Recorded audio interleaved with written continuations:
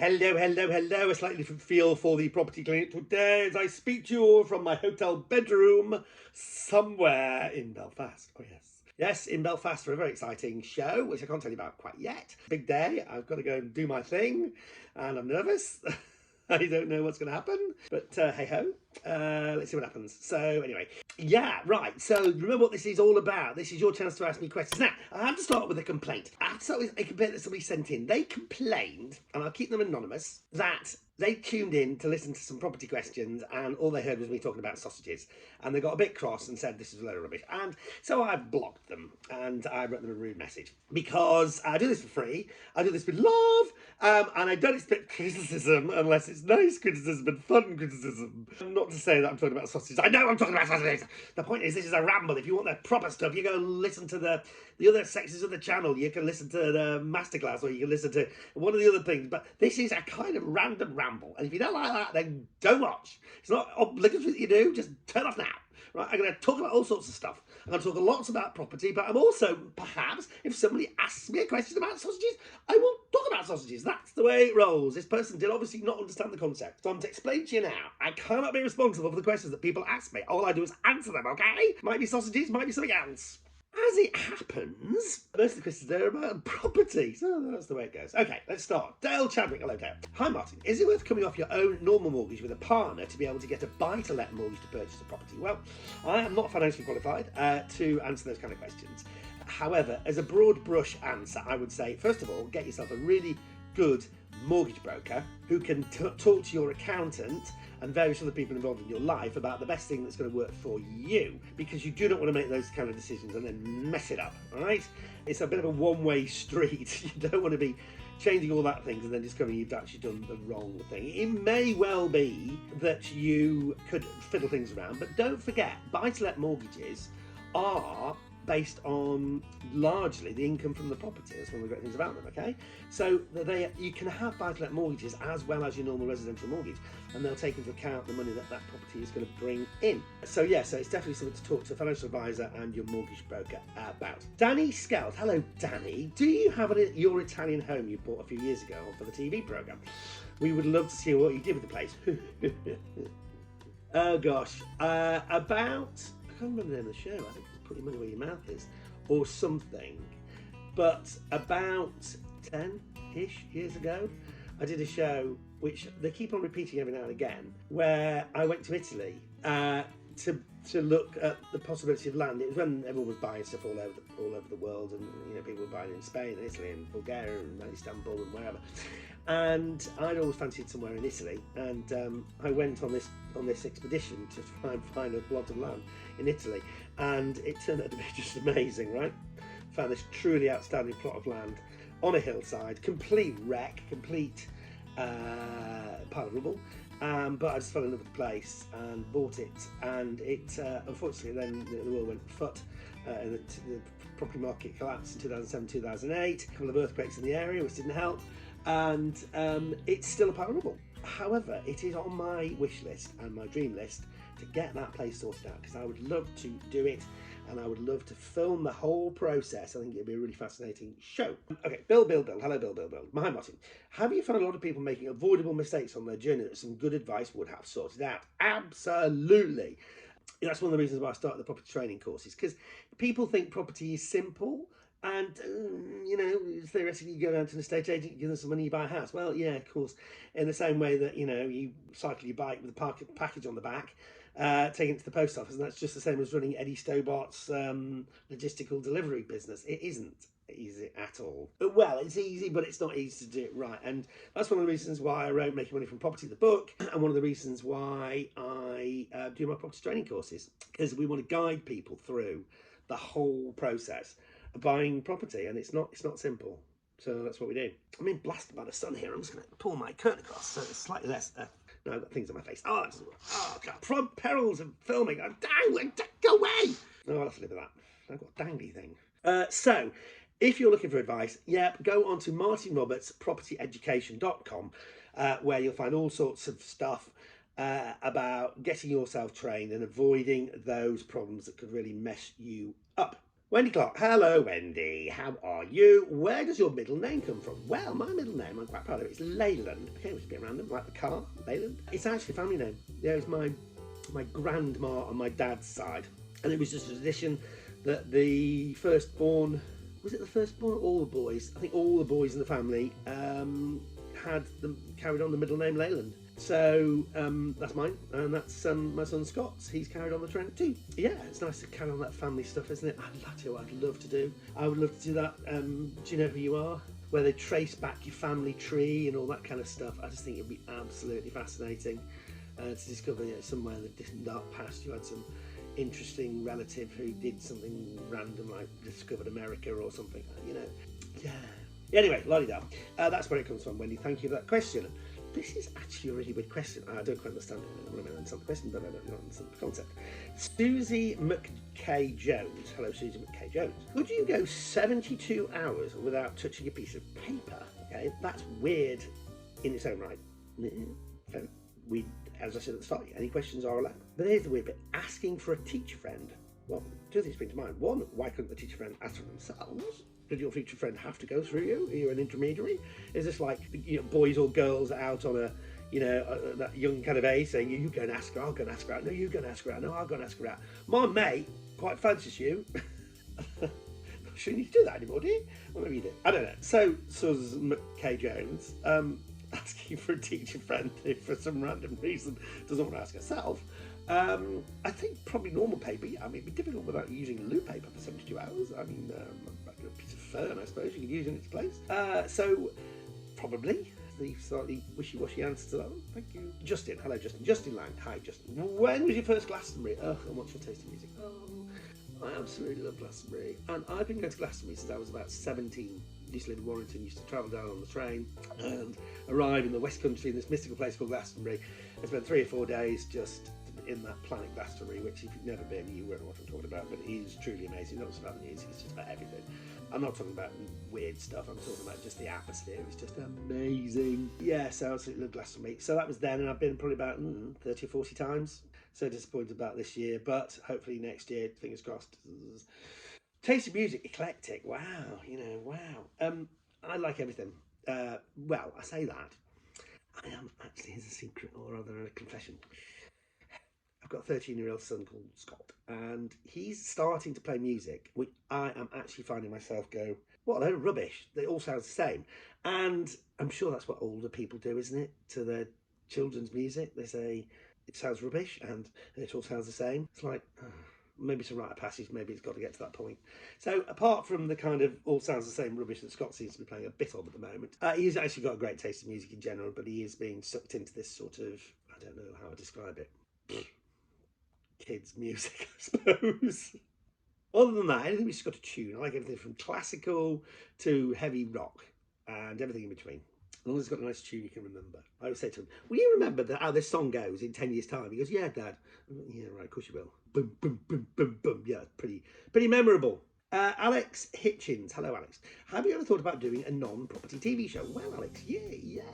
I did Wish You Were Here, which was a huge show in the 1990s, early 2000s, I guess. And 1980s as well. It was like the property show on ITV, and it was massive, presented by a lovely lady called Judith Chalmers, and I was one of the reporters on that. So I had about 8 years presenting Wish You Were Here, which was a travel show, and then I did some kids TV shows, and I did a history show, and I've done some quiz shows, and it's just at the moment I'm doing lots and lots of Homes of the Hammer, and long may it continue. But I would love to do an additional show as well as Homes of the Hammer. That would be great fun, and yeah, definitely. Thanks for the question. Claire Kennedy. Hello, Claire. Do you think 90 to 95 first-time buyer mortgages are likely to restart? Well, don't forget you've got Help to Buy, which I know is about buying a new build property, but they obviously have the higher loan-to-value mortgages effectively because you're being part of the loan is being sponsored or part of the loan is being guaranteed, so they're slightly easy to get. So you can still get those slightly higher levels of mortgage for first-time buyers on new properties. On general mortgages, we are seeing a bit of a move in the mortgage market, a bit of an opening up. So I don't think it'll be too long before they come back for sure. Lottle Edmonds. Hello, Lottle.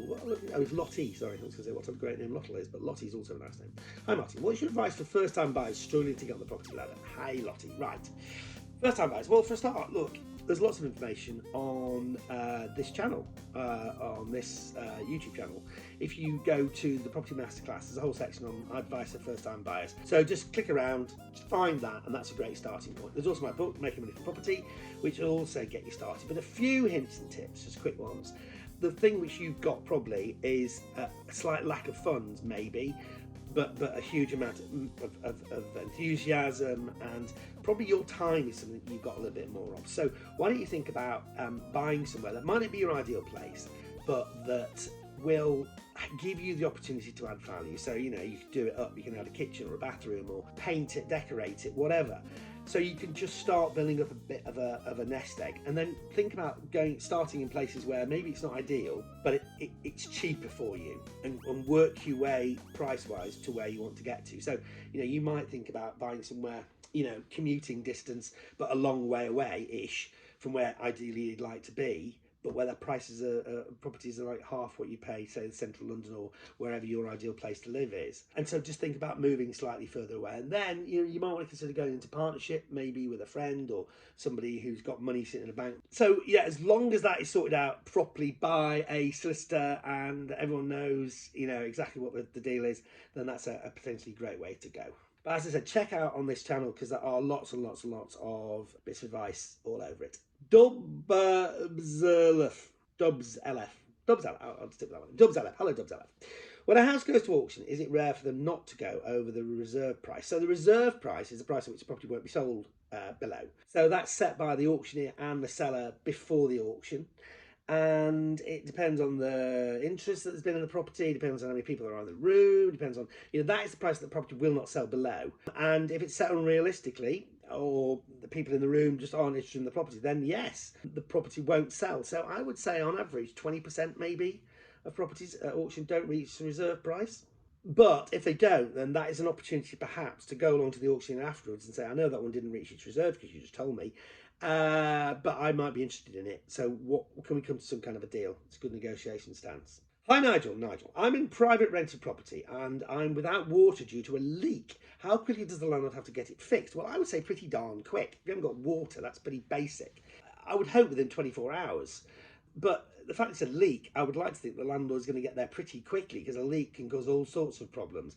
Legally, I'm not so sure what the absolute deadline is, but they have a responsibility to you to get it sorted pretty quickly. So I would say within 24 hours. And actually, from the landlord's point of view, they'd be mad if they're not doing it before that anyway, because it's going to cause so much damage. So Nigel, I hope you got that sorted.